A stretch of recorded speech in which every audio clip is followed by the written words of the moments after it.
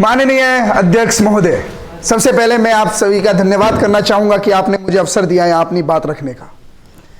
और मैं अपनी बात को कुछ पंक्तियों से शुरू करना चाहूंगा कि कोई आया था गंगा का लाल बनकर, कोई आया था गंगा का लाल बनकर, रह गया अंबानी और अडानी का दलाल बनकर।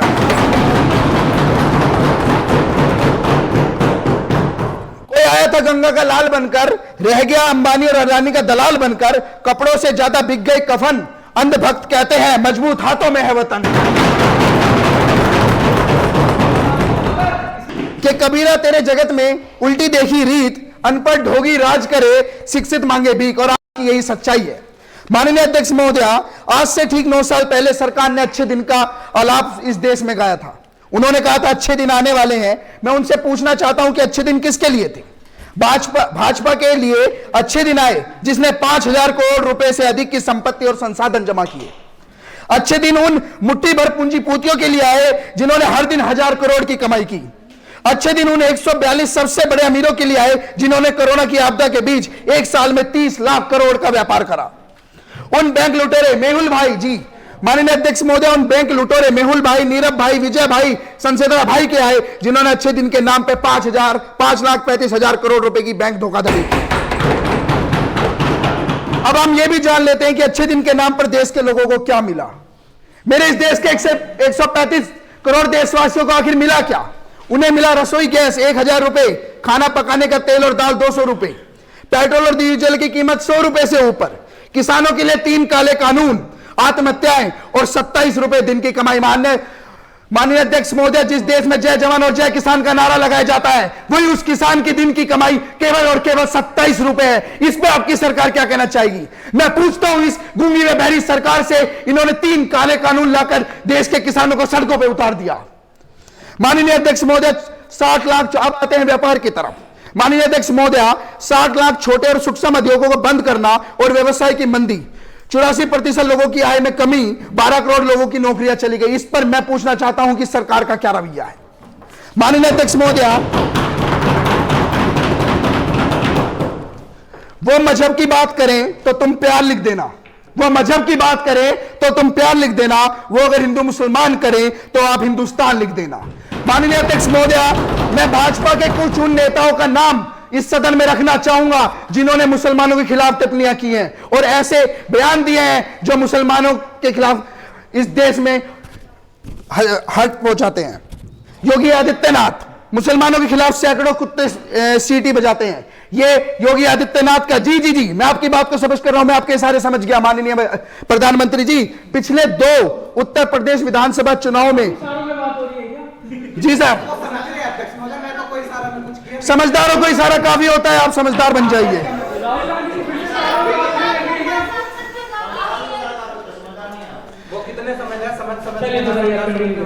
माननीय अध्यक्ष महोदय, हमारे आदरणीय योगी आदित्यनाथ जी ने मुसलमानों को तालिबान बताते हुए उन्होंने कहा, लेकिन तालिबानीकरण कतई हम बर्दाश्त नहीं करेंगे। जो भी तालिबान का समर्थन करेंगे यूपी की धरती पर करेगा, सख्ती के साथ उससे निपटने का काम सरकार करेगी। अब आते हैं महोदय हरिभूषण ठाकुर बोचौल के साथ। उन्होंने तो सारी सीमा ही लांघ दी। उन्होंने कहा कि मुसलमानों को जिंदा जला देना चाहिए। मैं क्या पूछता हूं कि किस हक से आप ये बात कह रहे हैं कि मुसलमानों को जिंदा जला देना चाहिए? ये सेकुलरिज्म की बात करते हैं, ये धर्मनिरपेक्षता की बात करते हैं। माननीय अध्यक्ष महोदय, अश्विनी उपाध्याय जो कि सुप्रीम कोर्ट के वकील हैं और भाजपा के नेता हैं, उन्होंने 10 अगस्त 2021 में रैली में संशोधन करते हुए कहा, इन जिहादियों को या तो मां बाप सिखा रहे हैं या कोई स्कूल में जा रहे हैं। माननीय अध्यक्ष महोदय, इनसे अपने विधायक नहीं संभाले जाते, उनकी जुबानें नहीं संभाली जाती और संसद में विपक्ष पे आरोप लगाते हैं कि भी हिंदू मुस्लिम की राजनीति करते हैं। माननीय अध्यक्ष महोदय, ये देश लोकतंत्र देश है। लोकतंत्र मतलब लोक राज्य, जनता का राज्य। और ऐसे में अगर आप हिंदू मुस्लिम करेंगे तो वह किसी भी हद से लोकतंत्र नहीं रह जाता। वह कन्नर गद्दाफी का लीबिया हो जाता है, वह सद्दाम हुसैन का इराक हो जाता है। माननीय अध्यक्ष महोदय, विधायक मंकेश्वर सिंह ने तो सारी हदें ही पार कर दी। उन्होंने कहा, अगर हिंदू जागेंगे तो आपकी दाढ़ी खींचकर चोटियां बनाएंगे। मैं पूछना चाहता हूं कि माननीय अध्यक्ष महोदय, आखिरी लाइन में एक संक्षेप में कहना चाहूंगा। बात करते हैं ये हिंदू मुसलमान की, मैं पूछता हूं जरा संक्षेप में कहेंगे। मोदी जी, आपकी तरह भाषण देना नहीं आता। और कल मैंने खबर पढ़ी, बड़ा खुश हुआ। जी, कल मैंने माननीय अध्यक्ष महोदया, कल मैंने एक खबर पढ़ी अखबार में और मैं बहुत खुश हो गया। खबर कुछ ऐसी थी कि भारत के प्रधानमंत्री भारत लौटे।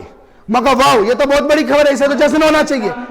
भारत के प्रधानमंत्री भारत लौटे, क्योंकि भारत में तो रहते ही नहीं है, इनके तो विदेश दौरे ही इतने रहते हैं।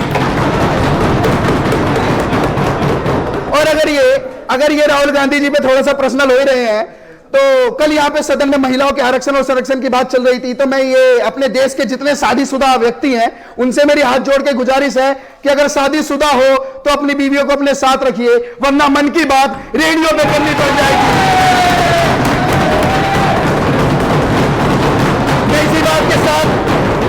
मैं इसी बात के साथ सदन से अपनी बात खत्म करता हूं। धन्यवाद। माननीय अध्यक्ष महोदय, आदरणीय हमारे नरेंद्र दामोदर दास मोदी भाई ने हमसे कुछ सवाल किए हैं, तो मैं सदन के सामने उनको जवाब भी देना चाहूंगा। उन्होंने कहा कि हमने कर्जा दिया तो भागे किसकी सरकार में, हमारे पे आरोप लगाए, हमने किसानों पे डंडे पड़वाए, तो मैं पूछता हूं कि काले कानून कौन लेके आया? देश को अब ये जानने की जरूरत है कि अच्छे दिन वे थे जब पेट्रोल 70 रुपए, डीजल 56 रुपए, गैस सिलेंडर 400 रुपए। स्मृति ईरानी जी से मेरा अनुरोध है, ध्यान से सुनिएगा, गैस सिलेंडर 400 रुपए, जब 86 करोड़ लोगों को भोजन का अधिकार मिला, जब 62 करोड़ लोगों को 62 करोड़ किसानों को कर्ज माफी मिली, और ये हम पे आरोप लगाते हैं कि हमने किसानों पे डंडे उठाए। 62 करोड़ किसानों की कर्ज माफी करना, उन पर डंडे पड़वाना है। मोदी जी, पहले तो समझ लीजिए कि आप बोलना क्या चाह रहे हैं, उसके बाद अपनी बात सदन में रखिएगा।